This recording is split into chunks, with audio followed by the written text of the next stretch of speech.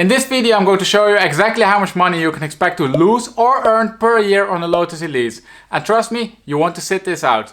We start right now. Now, to figure out exactly how much you can expect to lose or earn per year on a Lotus Elise, we're going to take a few simple steps. In step number 1, we will get a feeling for the market, as we will have a look to the price and mileage distributions. In step number 2, we will figure out then the depreciation per year, and in step number 3, we will figure out the depreciation per 1,000 miles driven. And in step number 4, we will do a relative value analysis, in which I will show you exactly which car offers the best value for money in the current marketplace. And then finally, in step number 5, you smash that like button and you subscribe, so you will get notified when your future car will be analyzed. Oh, and by the way, if you are considering to purchase a Lotus Elise, you might also want to consider an Alfa Romeo 4C. For that car, the link to the depreciation analysis is popping up above here, so make sure to check that one out. Alright then, I have the analysis ready on my laptop over here, so that means that we can start with step number 1, which is the step to get a feeling for the market. And the price and mileage distributions, which are popping up now on your screen, are going to help us to do just that.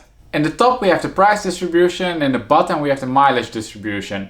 And let's start with the price distribution. Now you can see that we have price on the horizontal axis and the number of cars available for sale for that given price point on the vertical axis. Just to give you an example, you can see that there are 4 cars for sale for around $30,000. In total, there are 48 Elises for sale and they have an average price point of $37,500. Out of those 48 cars, 35 of them are standard, 5 of them have a touring package, 5 of them are Elises SCs, 2 of them are of the rare 72D type, and finally I saw that there is only one California edition for sale. If we have a look then to the price ranges, we can see that you can already get yourself an Elise from around $25,000. From that point onwards, prices stretch up all the way till around $55,000. And I have to say, this is quite a huge price range for such a little car. Let's zoom out now a bit and have a look to the graph at the bottom, which is the mileage distribution. And this graph works quite the same as the price distribution. However, instead of price on the horizontal axis, we have now mileage on the horizontal axis. If we have a look to the mileage range, we can see that there are quite a lot of cars which have 0 or close to 0 miles driven. At the other end of the spectrum, namely the top of the mileage range, we can see that there is one car which has around 150,000 miles driven. Now the average mileage of course lays somewhere in between and is 33,000 miles. Now that we have a good understanding of the market, it's time to move on to step number 2, which is the depreciation per year. And this depreciation graph over here is going to help us with that. Before we dive into the numbers, however, I'm first going to explain the graph to you. You can see that we have model year on the horizontal axis and price on the vertical axis. Each of the blue bubbles you see represent a car which is available for sale. Now besides the blue bubbles, you also see black axes in the graph. And these axes show the average price point for that given model year. Now you can see, for example, that the average price point for a Lotus Elise with model year 2005 is around $34,000. Then we also have a blue line which is going through the graph, and this is the depreciation curve for a Lotus Elise. Hence, it shows the average depreciation per year. Now you can see that I chose to use a linear depreciation curve, which might seem a bit strange at first. After all, this means that the depreciation per year is the same for every year. However, the fit for a linear depreciation curve was better than the fit for a second order depreciation curve. Then finally, you can see that there's a light blue shaded area surrounding the depreciation curve. And this shaded area shows the forecasted value range with a certainty of 75%. Let's have a look then to the data and we can immediately see some interesting things. Firstly, we can see that all of the Elises for sale are from model year 2008 or before model year 2008. There are almost no young Elises for sale. I definitely didn't expect this, and if any one of your US viewers knows why this is the case, please let me know down in the comments. Second, we can see that the price range for the older model years is huge.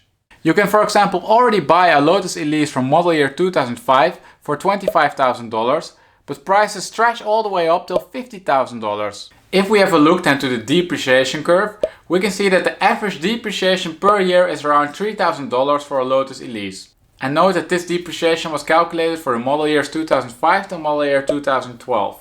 Furthermore, if we zoom in then on the forecasted range, we can see that there's a 75% chance that the average value for a Lotus Elise with model year 2005 lays between $29,000 and $32,300 1 year from now. Now if you're still watching the video at this point, you must be interested in the Lotus Elise and perhaps you're even thinking of buying one. Then you definitely need to stick around till the end because the graph I just showed you is not telling the full story and in fact can be a little bit misleading. I by the way checked if there was a significant difference in depreciation per year for the different model types. I didn't find any significant differences and the data was also very limited. So we skip that categorization now. So let's continue now with step number 3, which is the depreciation per 1000 miles driven, and the graph popping up now on your screen is going to help us with that.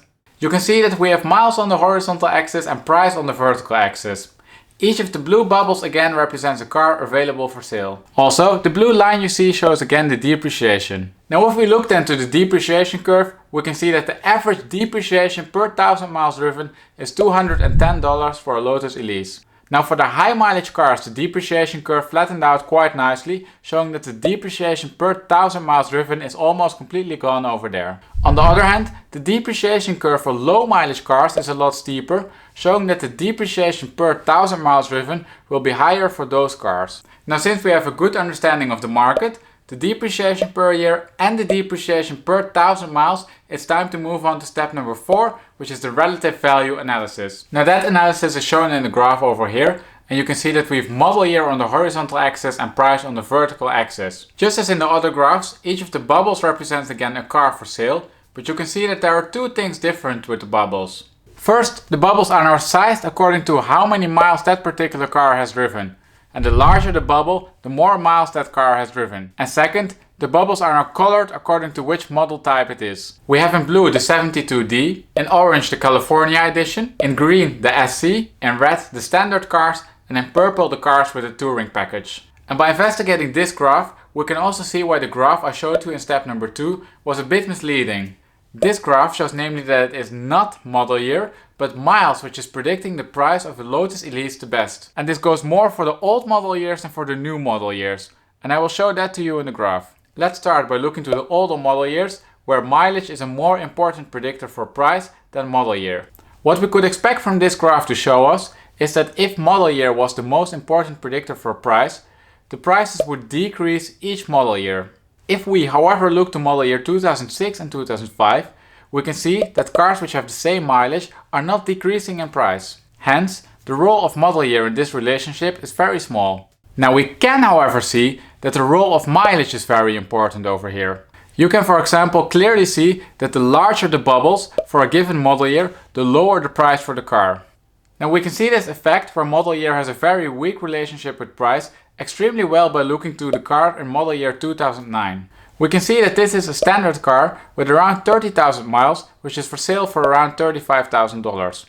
If we look then to model year 2005, we can see that cars with the same mileage are still offered for the same price. It is therefore not model year, but mileage, which is a key aspect you need to look into when you're buying a Lotus Elise. Now taking all this information into account, which we saw in the analysis, we can draw a few conclusions. Number 1, the market for the Lotus Elise is a niche market. There are first of all very little cars for sale, and the ones which are for sale are relatively old. Second, the price variation in the market is huge. You can already get into an Elise from around $25,000, but you can also stretch your budget up all the way till $50,000. And finally, perhaps the most important conclusion, number 3, we saw that mileage is a more important predictor for the price of a Lotus Elise than model year. Therefore, if you are a potential buyer of a Lotus Elise, you should pay especially attention to the mileage of the car.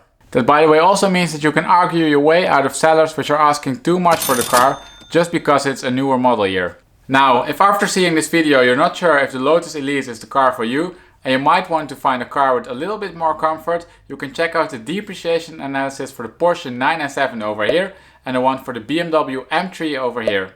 As always, thank you for watching. Remember to give the video a thumbs up if you enjoyed it and to subscribe so you get notified when a video for your next car goes live.